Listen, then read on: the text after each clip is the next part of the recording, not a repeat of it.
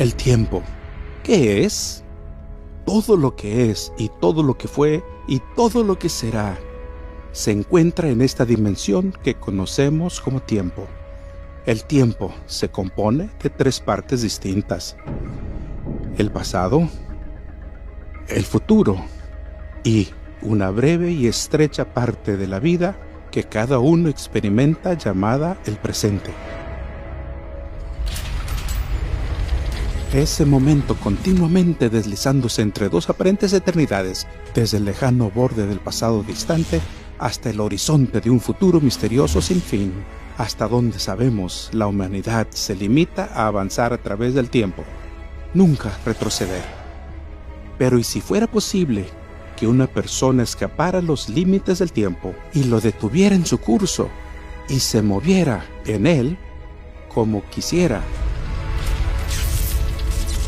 ¿Qué harías? ¿A dónde irías? ¿Viajarías al pasado lejano para ver la construcción de las pirámides? ¿O quizá presenciar de cerca el nacimiento de Jesús?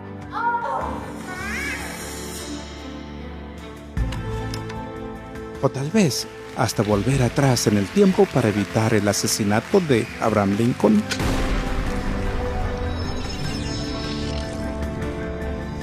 Por otro lado, ¿qué harías si pudieras transportarte al futuro para avanzar a cualquier momento y anticipar el resultado de cada decisión que pudieras tomar? Para salir de la dimensión del tiempo y el espacio y mirar bien a tu alrededor. ¿Quién no quisiera hacer eso? ¿Qué harías con esa clase de poder? ¿Es tan solo una fantasía? Quizás no del todo. A comienzos del siglo XX, Albert Einstein presentó al mundo una teoría de la relatividad. Más tarde, cuando se probó y corroboró su veracidad, revolucionó nuestra comprensión del tiempo y espacio. Einstein descubrió que el tiempo se puede desacelerar y acelerar, dependiendo de qué tan rápido te mueves en relación con algo más. Por ejemplo, un astronauta en una nave que se aleja de la Tierra y casi la velocidad de la luz envejecería más despacio que su mellizo que permaneció en la Tierra.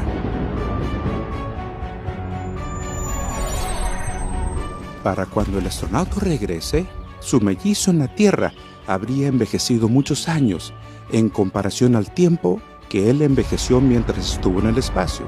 El astronauta sentiría como si hubiera viajado al futuro.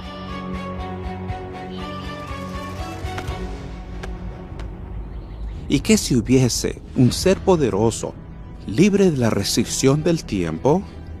Un ser con poder absoluto sobre el tiempo y el espacio. Alguien que conozca el futuro mejor que tú conoces tu propio pasado. ¿Imposible? Y si pudiera probarlo, puede hacerlo con este libro, la Biblia. Sus páginas contienen más de 2000 distintas predicciones comprobables.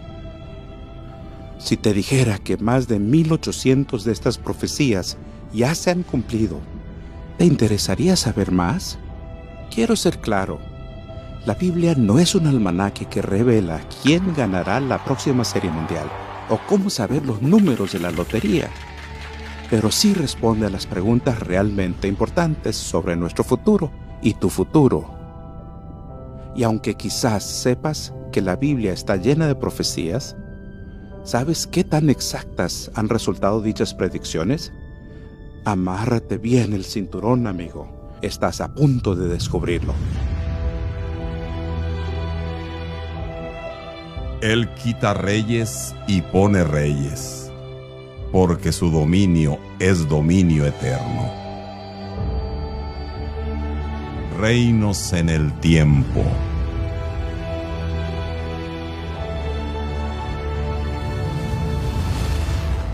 En el principio. ¿Ves? La Biblia habla del tiempo.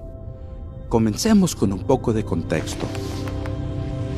La Biblia es un libro compuesto por 66 libros, escrita por alrededor de 40 autores en 3 idiomas, en 3 continentes, en un período de alrededor de 1500 años. Sus autores fueron personas de todo tipo y clase, pastores, reyes, sacerdotes, gobernantes y pescadores, cada uno con una personalidad única. Escribieron a partir de bastantes experiencias diversas, algunos desde prisiones, otros desde palacios. Algunos vivían en cuevas, otros cautivos en tierras foráneas. Aún así, la Biblia ofrece un relato consistente, con un claro comienzo, un tema constante y un final lógico, todo en torno a un personaje central. Quizás por esto es que la Biblia es el libro más vendido de todos los tiempos, con más de 5,000 millones de copias distribuidas. Veamos la primera profecía.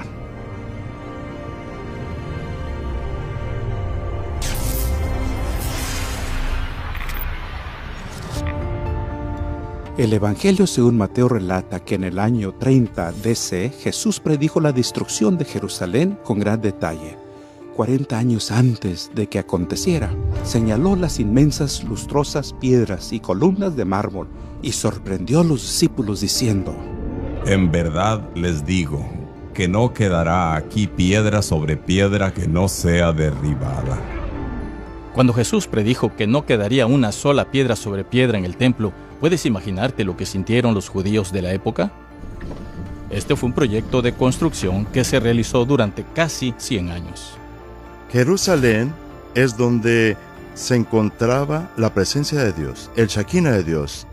Es decir, en el templo, Dios estaba allí, literalmente allí. El templo fue el proyecto de construcción más grande alguna vez realizada en el Imperio Romano. Era enorme. Por ejemplo, el Coliseo de Roma se emplaza en un predio de 6 acres.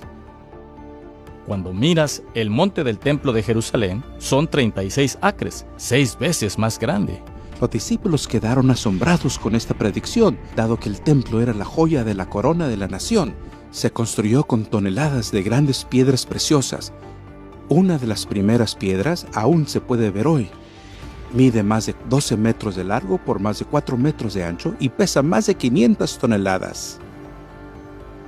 Más que 100 elefantes. Pero la profecía de Jesús se hizo realidad.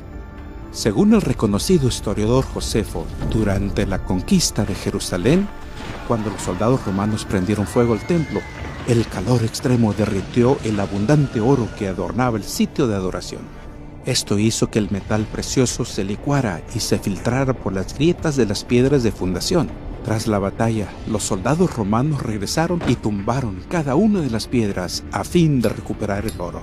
Como resultado de la destrucción, el tesoro que fue recogido del templo se usó para acuñar monedas romanas. Se denominan monedas Judea Capta y existen cientos de clases y miles de ejemplares, en general de bronce, a veces de plata y a veces de oro, con una palmera que representaba Judea y una mujer sentada llorando que representa a los judíos. Todas tienen la inscripción Judea Capta, que significa Judea conquistada.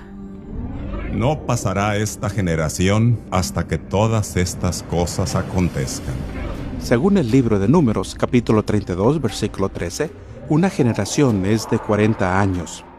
Jesús lo predijo en el año 30 DC. Exactamente 40 años más tarde, en el año 70 DC, las fuerzas romanas destruyeron el templo.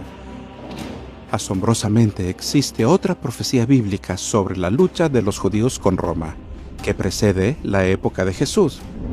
Jehová traerá contra ti una nación de lejos, del extremo de la tierra, que vuela como águila, nación cuya lengua no entiendas, gente fiera de rostro que no tendrá respeto al anciano, ni perdonará al joven. Pondrá sitio a todas tus ciudades hasta que caigan tus muros altos y fortificados en que tú confías. Y en efecto, los romanos se abalanzaron sobre Jerusalén y sitiaron la ciudad. En línea con la profecía de Moisés, las banderas romanas tenían la imagen de águilas al resplandor del sol. Hoy, lo único que queda del templo original es la estructura exterior, conocida como el Muro de los Lamentos. Es interesante que al caminar desde el Muro de los Lamentos hacia el sur, Hay un camino allí que está lleno de escombros y que tiene enormes capas de piedras rotas, apiladas unas sobre otras, que fueron arrojadas y amontonadas allí. Hoy día, no hay duda histórica alguna de que los romanos lo destruyeron. Lo destruyeron en el año 70 después de Cristo, que culminó en ese siglo, y que fue el fin del templo en Jerusalén. Eso habla de la validez de una profecía hecha hacía décadas por una persona que sabía que eso iba a suceder. Sión será arada como un campo, Jerusalén se convertirá en un montón de ruinas y el monte del templo será como las alturas de un bosque. El pueblo judío y la nación de Israel tienen una historia abrumadora. Ninguna otra nación del mundo ha sido desplazada tantas veces. Sobreviviendo múltiples intentos de genocidio, este pueblo fuerte y resistente ha renacido una y otra vez, reclamando su tierra y prosperando. Es increíble que hayan preservado su lengua e identidad únicas, y aún después de casi 2000 años de esclavitud, persecución y dispersión mundial. Y caerán a filo de espada, y serán llevados cautivos a todas las naciones. Y Jerusalén será hollada de los gentiles, hasta que los tiempos de los gentiles sean cumplidos. Es notable que después de que los romanos les prohibieran estar allí, que los cristianos les prohibiera estar allí, y los musulmanes, los judíos siempre han regresado a Jerusalén. Mucho antes del Estado de Israel, al menos hacia 1870, incluso hacia 1860 o 1850, los judíos eran un pueblo minoritario en Jerusalén bajo los otomanos. ¿Por qué? Porque allí es donde querían ir. Así dice el Señor Dios: He aquí, yo tomo a los hijos de Israel de entre los gentiles a los cuales fueron, y los juntaré de todas partes y los traeré a su tierra, y los haré una nación en la tierra, en los montes de Israel.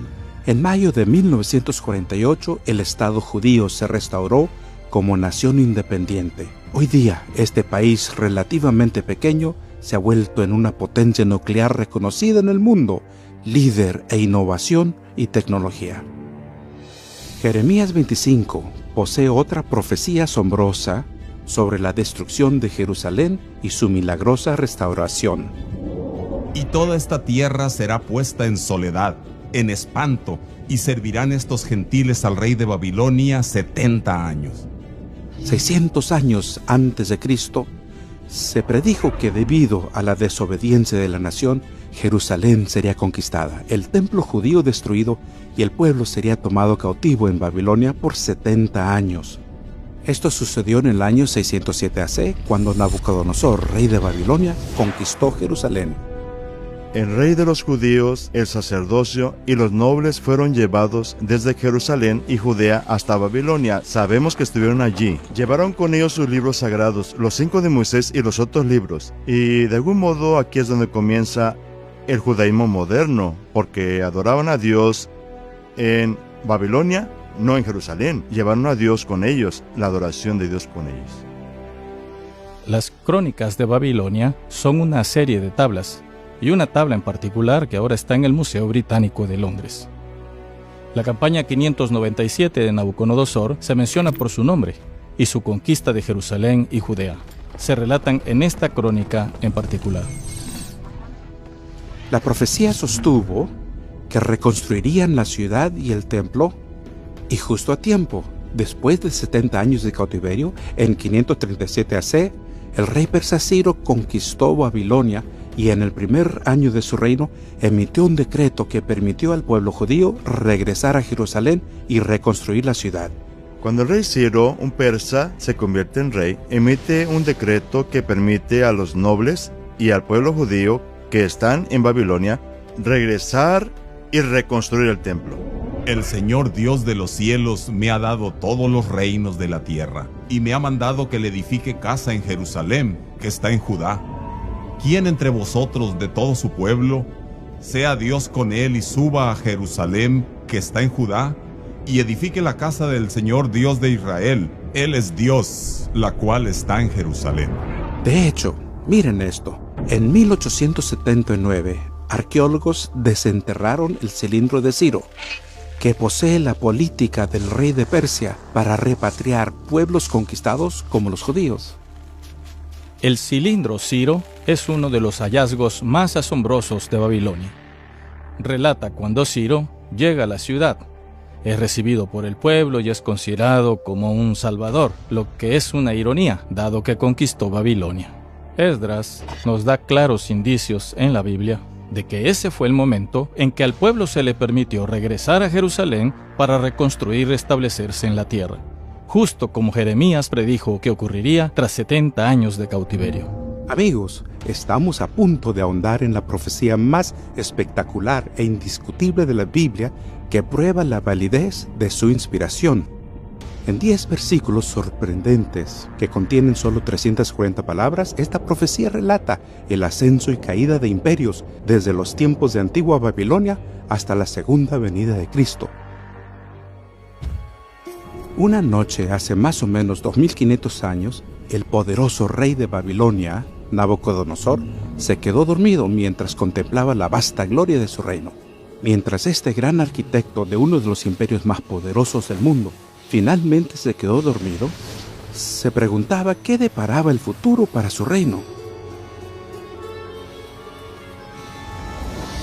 Dios tomó esta oportunidad para revelarle a través de un vívido sueño, no solo el destino final de su nación, sino el ascenso y caída de los imperios del mundo, desde sus días hasta el final de la historia de la tierra. En este increíble sueño profético descrito en Daniel capítulo 2, Dios le mostró a Nabucodonosor una estatua colosal con la cabeza hecha de oro, el pecho de plata, los muslos y el vientre de bronce, piernas hechas de hierro y los pies y dedos de arcilla y hierro. De repente, una enorme piedra cayó de los cielos y aplastó al ídolo, volviéndolo trizas y polvo.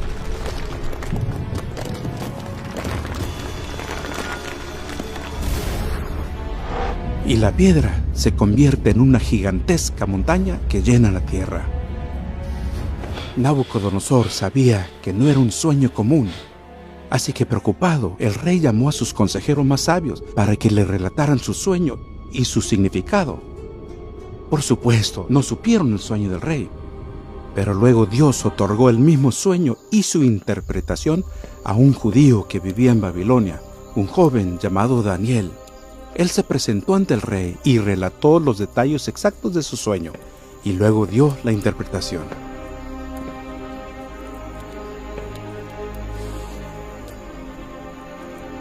El profeta divulgó los próximos 2 milenios de imperios mundiales que afectarían al pueblo de Dios, y hasta ahora todo ha sucedido según la predicción.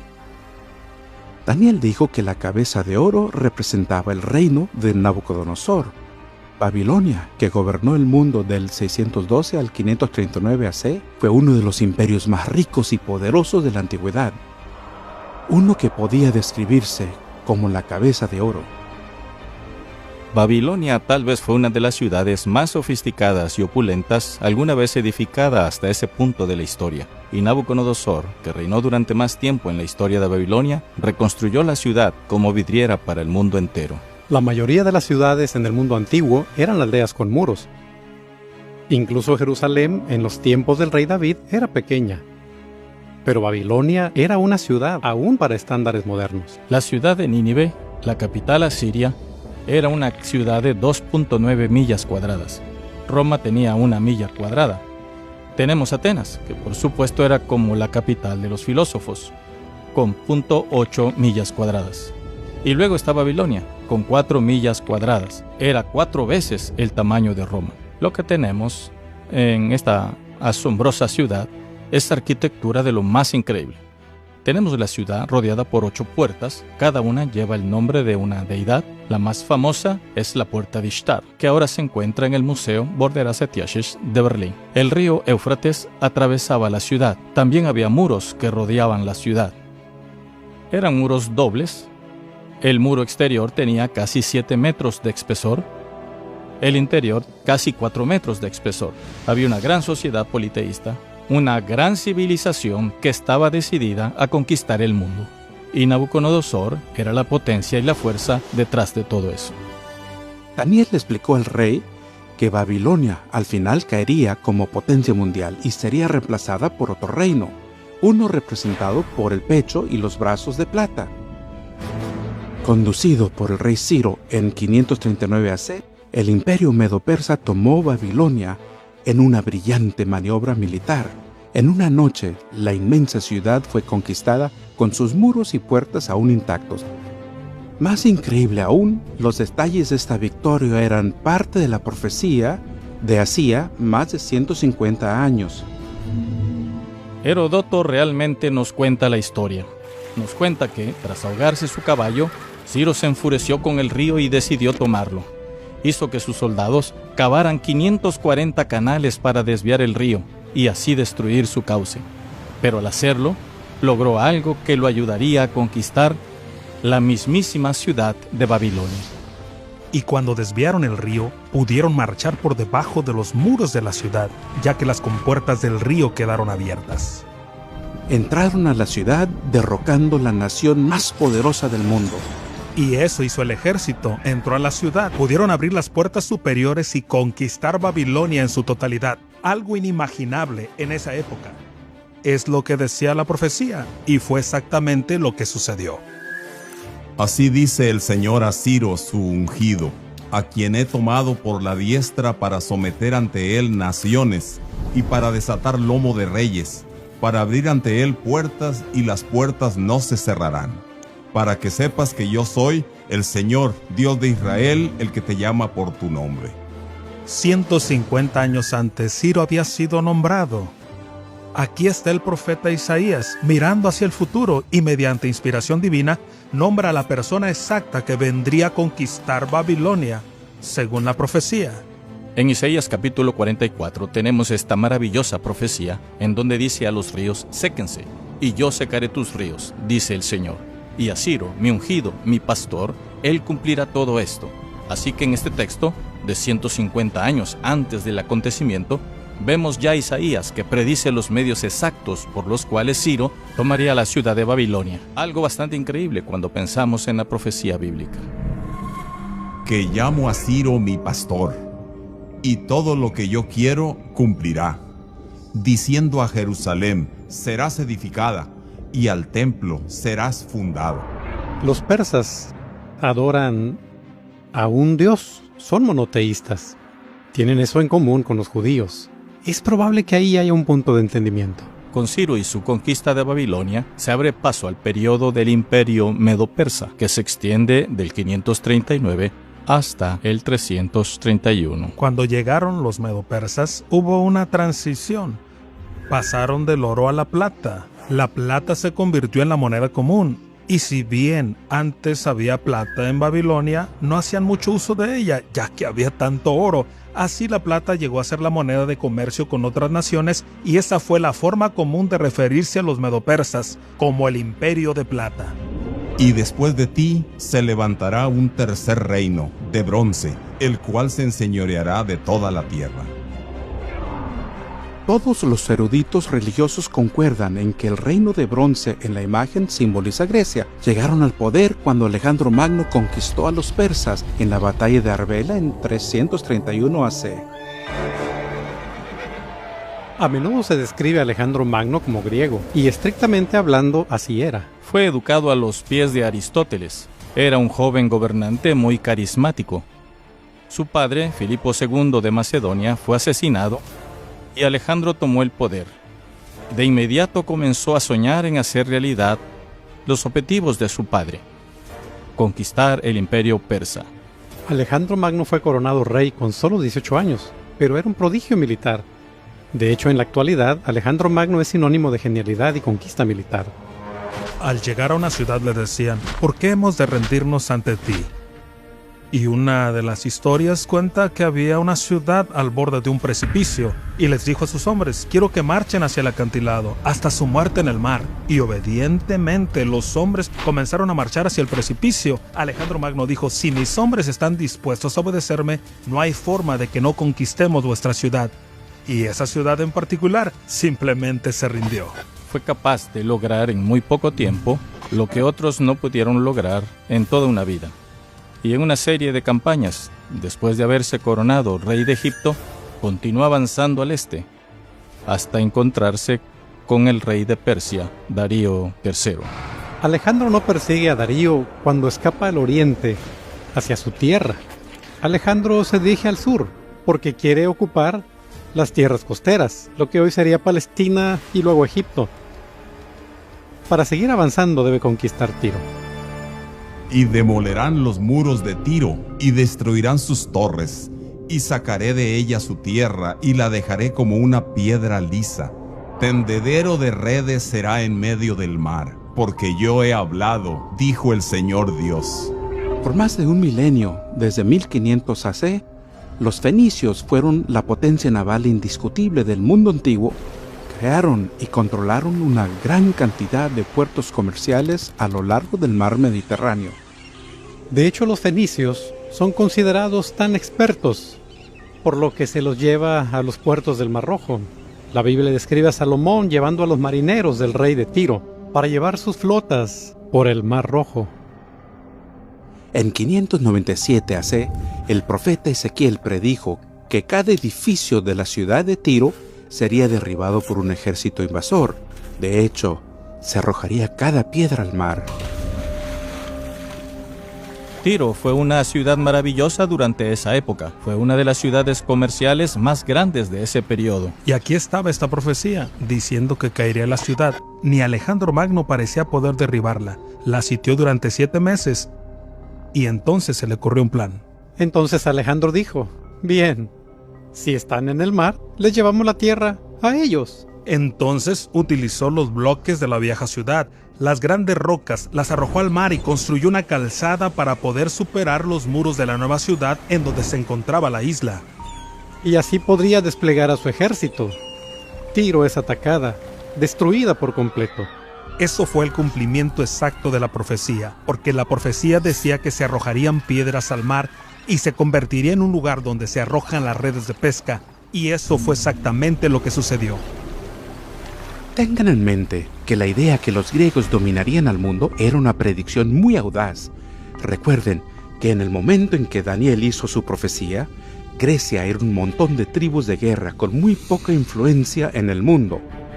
Grecia quedó en el poder hasta alrededor de 168 AC, hasta ser conquistada por la siguiente potencia mundial que estaba por llegar.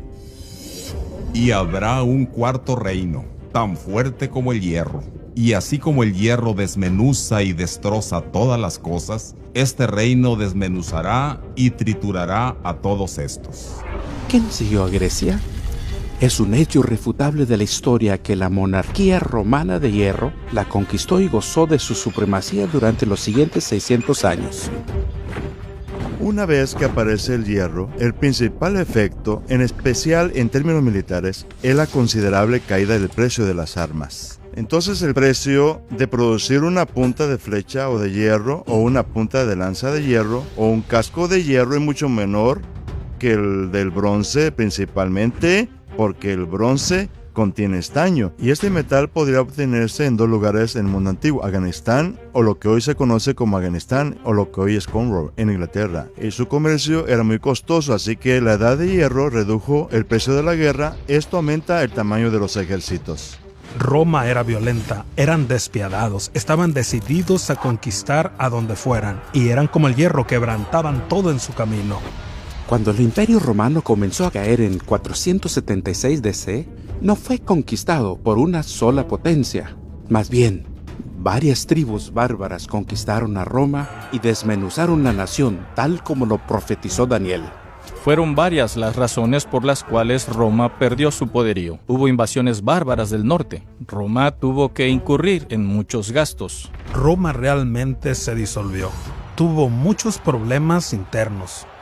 Y a medida que Roma se desintegraba, sabemos de al menos 10 tribus que llegaron y tomaron partes del Imperio Romano. Eso obligó al emperador Constantino a evacuar a Roma y moverse hacia el este para establecer un nuevo centro para su imperio, Constantinopla. 10 de estas tribus originales se convirtieron en las naciones de Europa moderna. Se les conoció como los ostrogodos, los visigodos, los francos, los vándalos, los alamanes, los suevos, los anglosajones, los érulos, los lombardos y los burgundios. 7 de estas tribus aún existen en Europa. Por ejemplo, los anglosajones se convierten en ingleses, los francos en franceses, los alamanes en alemanes y los lombardos en italianos. En cuanto a aquello que viste, el hierro mezclado con tiesto, se mezclarán con simiente humana, mas no se pegarán como el hierro no se mezcla con el tiesto. Mediante matrimonios, alianzas y tratados, muchas potencias intentaron en vano reunir al continente europeo. A lo largo de la historia, líderes como Carlomagno, Napoleón, Kaiser Wilhelm, Mussolini y Hitler lucharon por rehacer la gloria del antiguo imperio romano. Pero acechados por las palabras de la profecía de Daniel, no se unirá una parte con la otra, todos fracasaron. Como es de esperar, muchos incrédulos dijeron que las profecías de la estatua de Daniel eran tan precisas que fueron escritas después de los hechos. Pero el sorprendente hallazgo de un joven pastor, en 1946, lo cambió todo.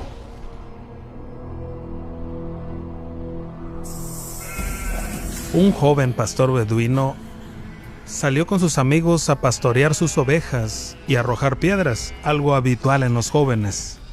Vio una abertura en la roca. Estaba frente a ella. Tomó una piedra y por supuesto la arrojó hacia adentro.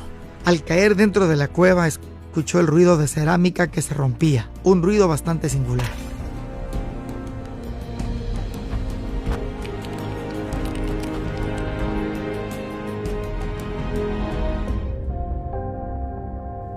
Encontró vasijas llenas de pergaminos en el fondo de la cueva.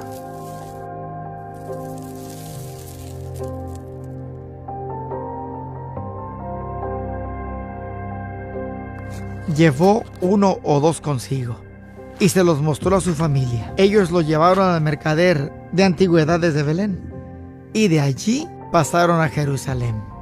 Y finalmente, alguien reconoció de qué se trataba y se realizó una expedición a las cuevas de Qumrán.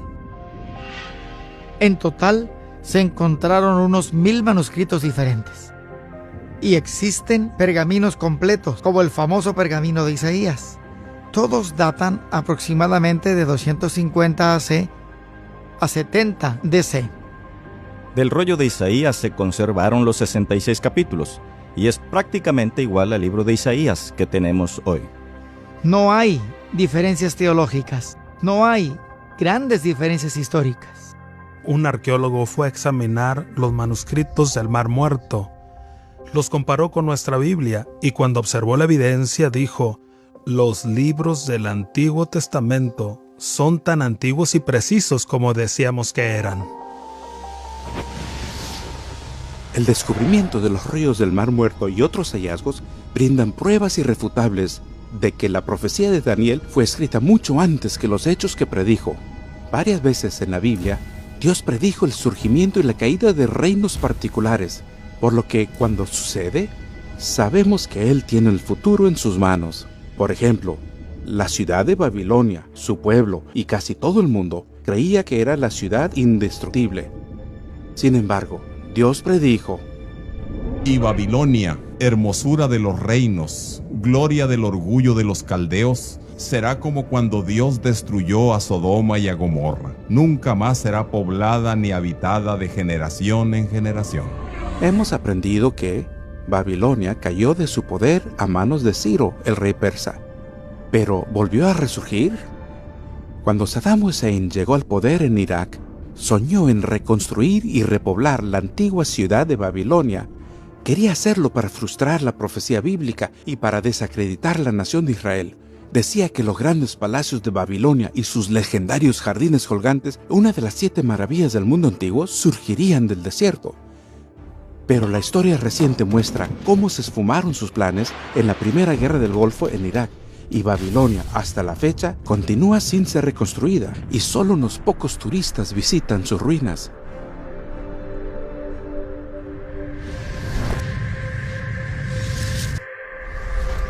Al sudoeste de Israel, al margen del río más largo del mundo, se encontraba el reino de Egipto. Con sus grandes pirámides, sus templos colosales y agricultura de todo el año, parecía que Egipto perduraría como una superpotencia a lo largo de la historia. Sin embargo, en el momento culminante del poderío egipcio, la Biblia audazmente predijo que el reino no volvería a tener una posición dominante entre las naciones del mundo. El profeta Ezequiel declaró: Haré volver a los cautivos de Egipto y los regresaré a la tierra de Patros, a la tierra de su origen, y allí serán un reino humilde. Será el más humilde de los reinos y jamás se levantará sobre las naciones, y los empequeñeceré para que no dominen a las naciones nunca más. El antiguo Egipto fue una de las civilizaciones más conocidas. Por miles de años, Egipto dominó una gran parte del mundo antiguo.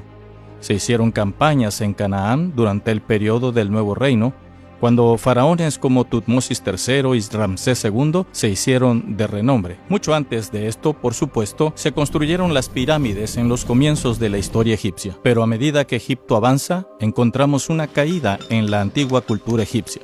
Esta caída ocurre durante el curso de las dinastías y con el paso del tiempo, y finalmente, Egipto termina perdiendo su prominencia por completo. Egipto no es en la actualidad lo que solía ser en la antigüedad, y aún se pueden ver las pirámides de pie en esa enorme y vasta metrópolis de una ciudad llamada Cairo. Pero a menudo pensamos en lo que lograron los pueblos antiguos y lo distinto que es hoy al compararlo con esa gloriosa época de la historia. El imperio asirio alguna vez dominó el Medio Oriente, que comprende más de 500.000 de millas cuadradas.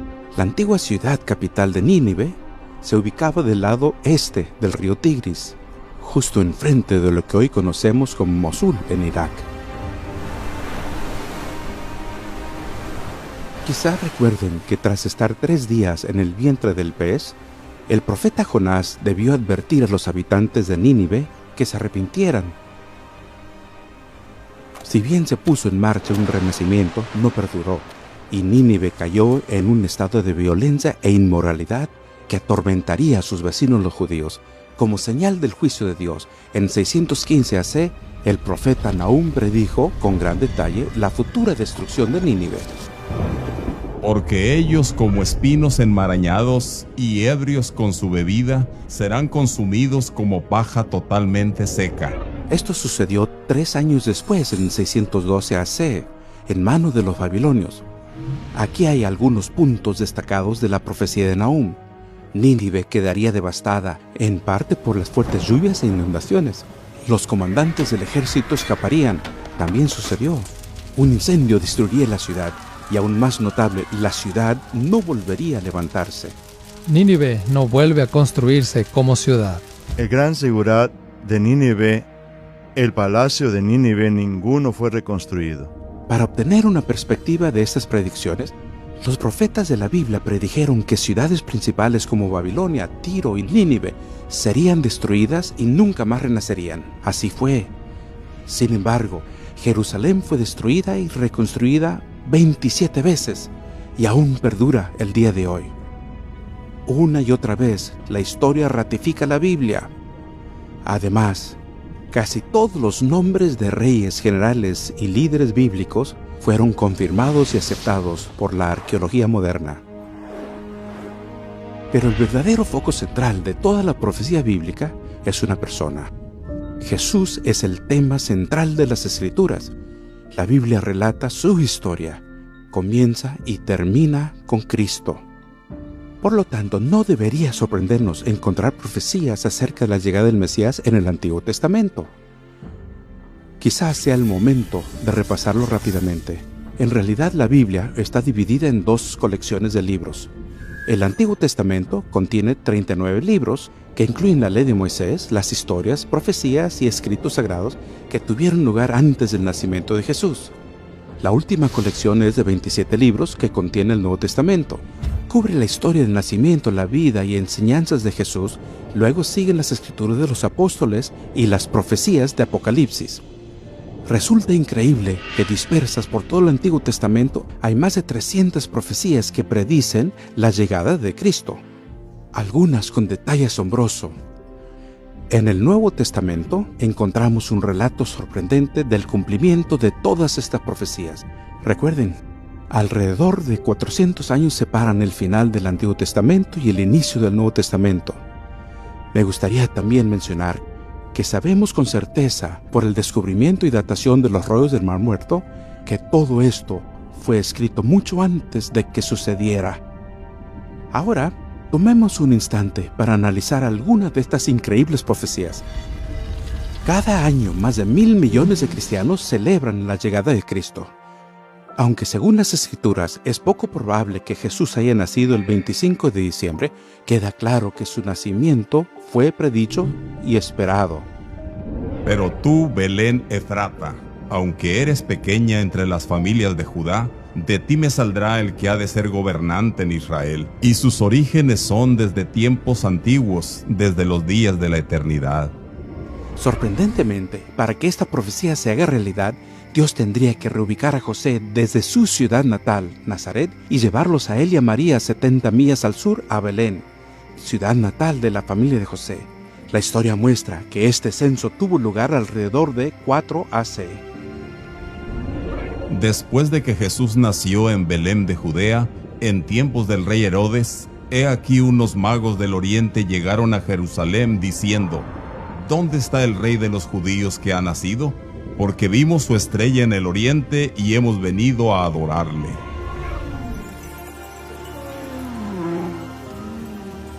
La Biblia no solo predijo específicamente dónde nacería Jesús, sino que indica dónde comenzaría su ministerio. Esta profecía de tiempo viene del libro de Daniel. Has de saber y entender que desde la salida de la orden para restaurar y reconstruir a Jerusalén hasta el Mesías habrán 7 semanas y 62 semanas. En primer lugar, recuerden, al calcular una profecía hebrea, un día simboliza en verdad un año. Este principio puede encontrarse en Ezequiel 4:6. Eso significa que las primeras 7 semanas y 62 semanas, o 69 en total, deben entenderse como 483 años. Eso nos lleva exactamente al año 27 DC. Ese fue el mismo año en que Jesús fue bautizado a los 30 años de edad e inició su ministerio. Increíble. Esta profecía se hizo durante el cautiverio de los judíos en Babilonia, más de 500 años antes del nacimiento de Cristo. Un sorprendente cumplimiento que no podría considerarse casualidad. Muchos intérpretes observaron que el principio del día por año queda realmente confirmado.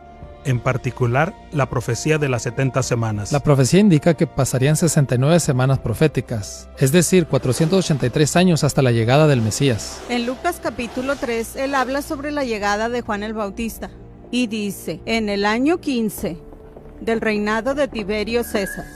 Tiberio comenzó su propio reinado al morir Augusto César en el año 14 DC. Calculamos el tiempo en que Juan el Bautista inició su ministerio. Luego vino Jesús y fue bautizado poco después.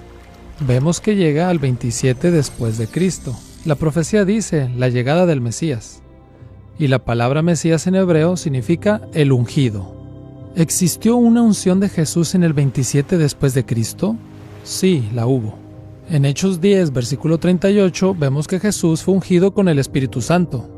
El profeta Isaías del Antiguo Testamento predijo que Jesús nacería de una virgen 700 años antes que realmente sucediera.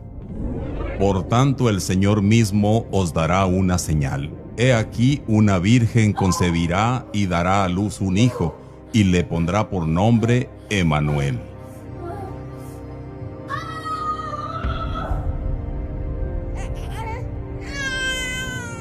Quiero que presten atención a dos cosas notables: una virgen que da a luz y un nacimiento en Belén. Estas son cosas que Jesús jamás habría podido manipular. Jesús jamás podría haber dicho: intentaré cumplir esas profecías, porque uno no puede elegir cómo nacer o dónde nacer. Sin embargo, estos dos hechos ocurrieron en la vida de Jesús. Una profecía del Antiguo Testamento predijo que el nacimiento del Mesías estaría asociado con un evento genocida.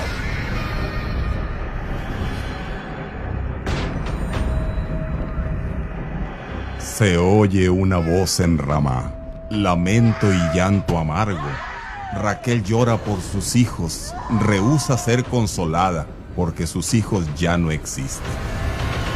Debido a este violento intento de tomar la vida del bebé Jesús, sus padres fueron obligados a escapar a Egipto por seguridad. Y él, levantándose, tomó de noche al niño y a su madre, y se trasladó a Egipto, y estuvo allá hasta la muerte de Herodes, para que se cumpliera lo que el Señor habló por medio del profeta, diciendo: de Egipto llamé a mi hijo. Así fue como la nación judía llegó a Egipto, y ahora eran llamados a salir de Egipto. Jesús va a Egipto, al exilio, y luego es llamado del exilio. Sin duda, algunas de las profecías más sorprendentes respecto a Cristo son las que encontramos en el libro de Isaías, que pone énfasis en los detalles de su ministerio. Estas profecías hablaban sobre lo que Jesús hizo. Trajo esperanza, trajo sanidad, fue luz para los gentiles, fue alguien capaz de restaurar la vista a los ciegos, pudo liberar a los presos. Y cita otro pasaje en Isaías 35 sobre la curación del hombre ciego y el cojo y dice: observen. Luego continúa con lo que estaba haciendo, sanando ciegos y cojos. Él está deshaciendo esas maldiciones de quebrantar el pacto y los va a restaurar para que ellos experimenten una vez más la gracia de Dios. Jesús reveló gran poder durante su ministerio, sanando a los enfermos, calmando las tormentas, incluso reviviendo los muertos. Los autores de la Biblia predijeron y documentaron que a pesar de su increíble poder y autoridad, aún sería un humilde y modesto servidor, un modelo a imitar. Por ejemplo, en Zacarías 9, versículo 9, leemos: regocíjate sobremanera, hija de Sión, da voces de júbilo, hija de Jerusalén. He aquí, tu rey viene a ti, justo y dotado de salvación, humilde, montado en un asno, en un pollino, hijo de asna. 500 años antes de la llegada de Jesús, Zacarías había profetizado. Dijo que vendría un rey montado sobre un asno, y eso se convirtió en una tradición. Entonces, al entrar a Jerusalén, con la multitud que gritaba Hosana y extendiendo sus mantos ante él y palmas, la gente hubiera entendido, porque habrían pensado: Jesús se está posicionando como rey, está por iniciar un golpe de estado. Pero Jesús no era esa clase de rey. Jesús parece haber escogido montar un asno para declarar que era un rey antes de ir a la cruz. Este sorprendente hecho fue presenciado por miles de personas solo unos días antes de la crucifixión de Jesús, aunque fácilmente se hubiera podido negar, pero el autor que lo presenció lo registra como un hecho histórico.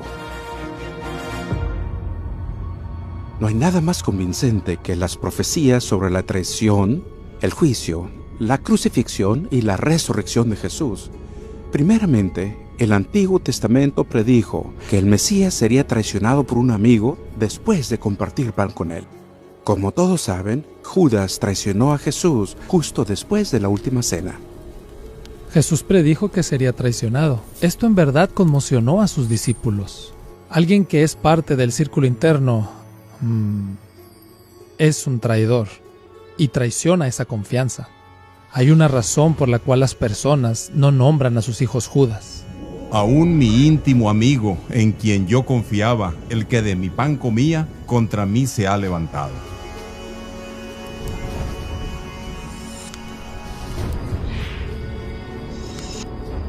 De hecho, el Antiguo Testamento predijo el precio exacto que se pagaría por traicionar al Mesías.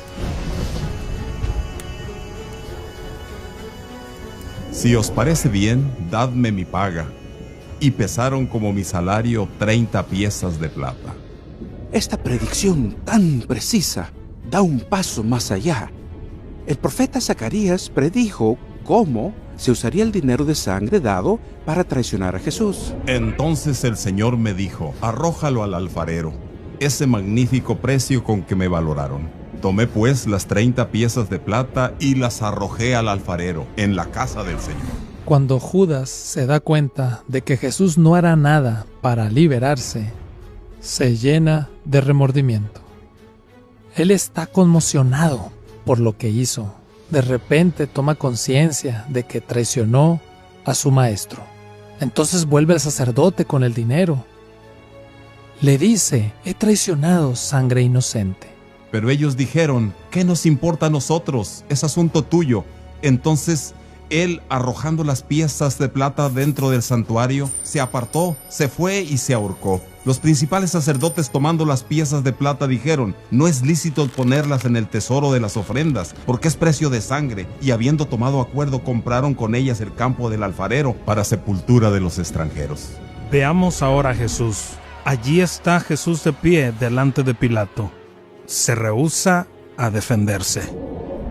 Fue oprimido y afligido, pero no abrió su boca, como cordero que es llevado al matadero.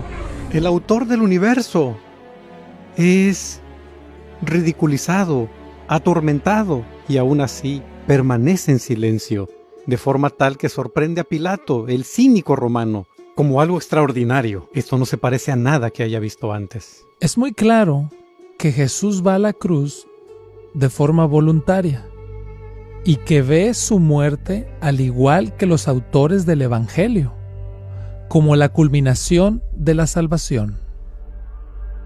1000 años antes que se practicara la crucifixión, el rey David predijo cómo ejecutarían al Mesías. Porque perros me han rodeado, me ha cercado cuadrilla de malignos. Horadaron mis manos y mis pies, repartieron entre sí mis vestidos y sobre mi ropa echaron suertes. Vemos a Jesús ahí en la cruz con un grupo a su alrededor que se burlan, empleando las mismas palabras del Salmo 22. Encontramos que sus ropas están divididas. La intensidad del dolor es literalmente inimaginable. Fue diseñado para ser así. Te torturaban hasta la muerte. Si la intención era terminar un movimiento, esto es lo que se tendría que hacer. Es notable que en realidad no es el fin del movimiento de Jesús, es el inicio. La buena noticia sobre Jesús es que la tumba no pudo retenerlo. Como registran los 4 evangelios, quedó documentado que durante 40 días tras su muerte, cientos de testigos vieron y tocaron y escucharon al hombre que había sido crucificado y sepultado. Al volver las mujeres dijeron: vimos a Jesús. Sí, claro. Pero no les creyeron. Una y otra vez no les creyeron, hasta que el mismo Jesús dijo: vean mis manos, aquí están las marcas de los clavos. Nadie más en la historia pretende haber resucitado de entre los muertos. Sabemos lo extraordinario que es, porque cuando los primeros cristianos comenzaron a proclamarlo, para la gente era absurdo. ¿Por qué harían los discípulos una afirmación tan escandalosa? Algo completamente desconocido, si no fuera cierto. Pues tú no abandonarás mi alma en el Seol, ni permitirás a tu santo ver corrupción. Increíblemente, hasta el historiador judío Flavio Josefo se refiere a la resurrección de Jesús y a su influencia en el pueblo, en su diario de la historia judía. Apareció por aquel entonces Jesús, un hombre sabio, si es que debe llamársele hombre, pues realizaba obras asombrosas y era maestro de muchas personas que aceptaban con gusto la verdad. Había cautivado tanto a judíos como a griegos. Él era el Mesías. Tras ser acusado por los líderes de nuestro pueblo, Pilato lo condenó a la cruz. Los que habían llegado a amarlo no lo dejaron. Resucitó y al tercer día se les apareció. Los profetas de Dios habían predicho todas estas cosas y miles se maravillaban de él. Ha sido un viaje extraordinario ver la cantidad de predicciones de la Biblia que se volvieron realidad. Desde el auge de la caída de las naciones hasta el ministerio del Mesías, descubrimos pruebas indiscutibles de que la Biblia viene de la mano de aquel que no está limitado por el tiempo y el espacio. Que la Biblia es una comunicación sobrenatural de Dios para con el hombre. Pero ¿por qué es esto tan importante? ¿De qué manera nos afecta hoy? ¿Tiene la Biblia algo que decir sobre los tiempos caóticos en que vivimos? El libro de Daniel hace una predicción profunda de las personas de nuestra época. El profeta dice respecto a los últimos días: Daniel, guarda en secreto estas palabras y sella el libro hasta el tiempo del fin. Muchos correrán de aquí para allá y el conocimiento aumentará. No se requiere ser erudito para darse cuenta que se cumplió en formas que ni Daniel hubiera imaginado. En solo una vida, el conocimiento creció tanto más allá de nuestro entendimiento. En la medicina, agricultura, transporte y electrónica digital. Imagínense tener que enseñarle al profeta Daniel cómo hacer una búsqueda Google desde el celular. ¿Y qué hay sobre correr de aquí para allá?